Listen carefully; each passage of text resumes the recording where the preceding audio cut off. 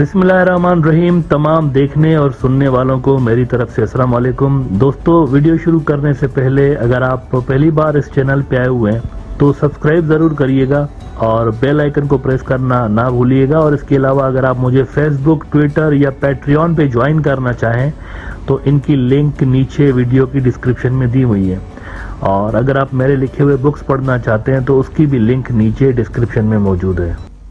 वैसे तो इंडिया और अमेरिका के दरमियान गहरी दोस्ती है और इंडो पैसिफिक स्ट्रेटजी के अंदर दोनों पार्टनर्स हैं, दोनों के एक जैसे ऑब्जेक्टिव्स हैं रीजन के हवाले से। लेकिन कम से कम बांग्लादेश की जहां तक बात आती है तो वहां पर डिफरेंस हमें नज़र आ रहा है।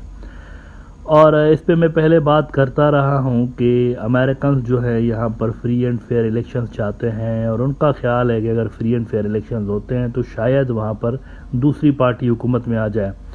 लेकिन इंडियंस का ख्याल है कि अनकंडीशनल सपोर्ट करनी चाहिए अवामी लीग की। और वो इसलिए कहते हैं, वो कहते हैं कि ये हमारे जो इंटरेस्ट हैं ना उनको प्रोटेक्ट कर रहे होते हैं अवामी लीग वाले। कई मरतबा इंडिया के टॉप ऑफिशियल्स भी ये बात कह चुके हैं। ये कोई ढकी छुपी बात तो नहीं है कि इंडिया उनको सपोर्ट करता है। और हालिया दिनों में आपने देखा कि इंडियन एनएसए अजीत डोवाल ने जब अमेरिकन एनएसए के साथ मीटिंग की थी तो उसमें बांग्लादेश डिस्कस किया था। इसी तरह से बाकी के भी जो इंडियन डिप्लोमेट्स हैं वो जब अपने काउंटर पार्ट्स के साथ मिलते हैं अमेरिका में तो वहाँ पर भी बांग्लादेश डिस्कस होता रहता है।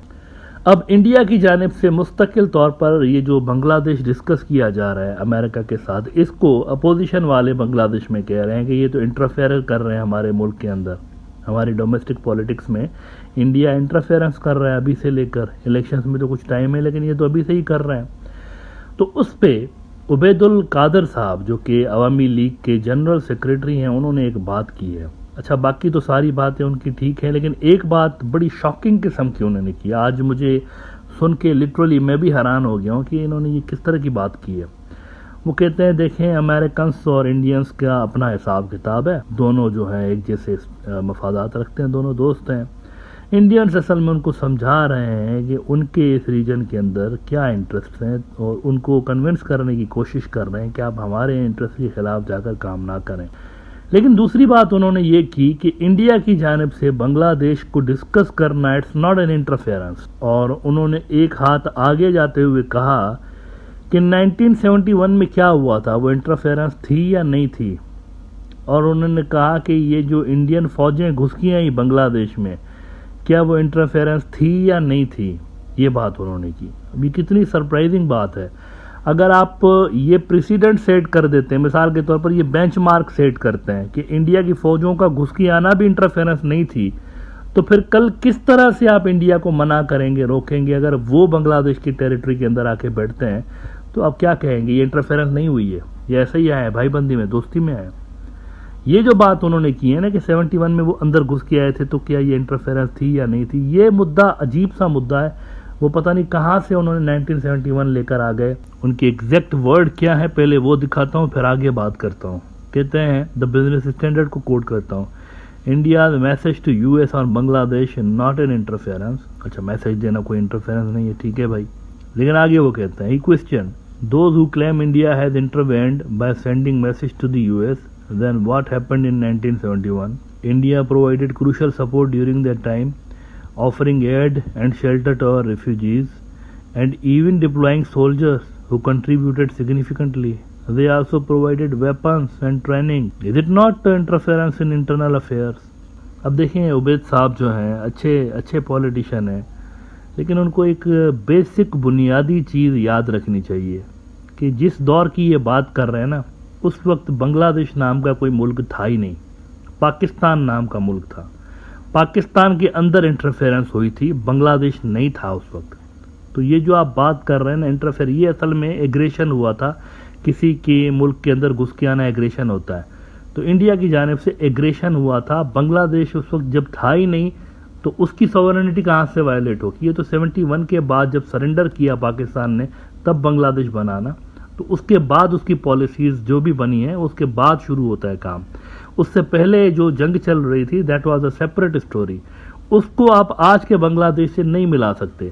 वरना अगर आपकी थ्योरी मान ली जाए तो फिर तो इंडियन ट्रूप्स के बांग्लादेश अंदर घुस के आने को भी आप जस्टिफाई कर देंगे कि ये आ गए अंदर तो ठीक है, दैट्स फाइन, ये कोई इंटरफेरेंस नहीं है। तो बराए मेहरबानी 71 से निकलें, थोड़ा सा आप इन चीज़ों से निकलें। आप उस दौर को आज के दौर से मत मिलाएं। उस दौर में there was no BNP, there was no Sheikh Hasina, there was no such thing as Bangladesh. उस वक्त पाकिस्तान था और एक सिविल वॉर चल रही थी अंदर। लिहाजा don't compare to different scenarios, अलग अलग सिनारियोज हैं। आज जो इंडिया अगर करेगा ना इस तरह की, ये नहीं आए दूसरा कैंडिडेट आ जाए, दिस इज इंटरफेरेंस।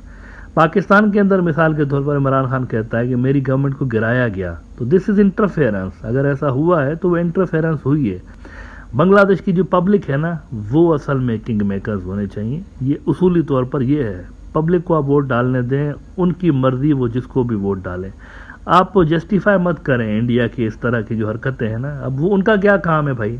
मतलब अगर इंडिया की इलेक्शन होंगी मिसाल के तौर पर, तो क्या अवामी लीग वाले चाइना के पास जाएंगे या अमेरिका के पास जाएंगे कि राहुल गांधी को जितवाओ? How will Indians feel? दुख होगा ना उनको कि भाई हम लोग अपने मुल्क के मालिक हैं, वोट हम डालेंगे और फैसले बाहर से आ रहे हैं। लिहाजा आपकी ये जो जिस तरह की थ्योरी है ना डाउन प्ले करने वाली इंडियन इंटरफेरेंस को, मेरे ख्याल से इस पे रेड लाइन लगानी चाहिए। अच्छा, आखिर में इस इंडियन इंटरफेरेंस के हवाले से ढाका ट्रिब्यून के अंदर एक स्टोरी लगी है कल, वो जरा आपको दिखाना चाहूंगा। बिल्कुल खुलेआम इंडिया में इंटरफेयर करना शुरू कर दिया उन्होंने। ढाका ट्रिब्यून कहता है India unhappy with US role in upcoming Bangladesh polls, और वो कहते हैं India has conveyed to the US that the way various steps are being taken by the US to destabilize the Hasina government is not positive for the overall security of India as a neighboring country and South Asia as a whole, reports Ananda बाजार पत्रिका। तो Indians भी कह रहे हैं कि नहीं, ये जो कुछ भी आप कर रहे हैं ना, we are not happy with that. अच्छा, इंडिया ने ये जो कहा है ना अमेरिका को कि आप शेख हसीना को डिस्टेबलाइज मत करें, ये बाइडेन और मोदी की मीटिंग से 3 हफ्ते पहले कहा है। 3 हफ्ते के बाद G20 की मीटिंग होने वाली है। उस G20 की मीटिंग में मुमकिन है कि बाइडेन और मोदी मिलें, और ये भी पॉसिबल है कि कहीं ना कहीं उस मीटिंग में भी इस इशू को रेज किया जाए, बांग्लादेश वाले इशू को। तो मेरे ख्याल से इस तरह की जो चीज़ें हैं वो नहीं होनी चाहिए। इंडिया को भी दूसरे मुल्क के इलेक्शंस के हवाले से इतना ज़्यादा उतावला नहीं होना चाहिए। Let the people decide. Bangladesh के लोग जिसको भी वोट करें। आप ये जो फुर्तियाँ दिखा रहे हैं ना, ये बांग्लादेश की आवाम के खिलाफ है। कि बाहर का कोई मुल्क जो है वो लॉबिंग कर रहा है और फुर्तियाँ दिखा रहा है कि जी इसको सपोर्ट करें, इसको ना करें, यहाँ पे इस तरह इलेक्शन में ना करें। That shouldn't happen. इंडिया का इन सारी चीज़ों में बिल्कुल वैसे ही कोई कंसर्न नहीं है जिस तरह से इंडियन इलेक्शंस में बांग्लादेश का कोई कंसर्न नहीं होता।